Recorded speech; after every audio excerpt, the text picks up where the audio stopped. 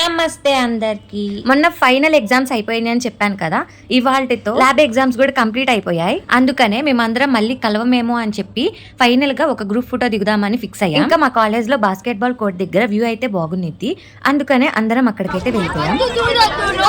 ఇంక ఇక్కడికి వచ్చింది మేము ఒక పనికైతే, మా వాళ్ళందరూ ఇంకో పని చేసుకుంటున్నారు. అంటే సింగిల్ గా ఫొటోస్ దిగటము.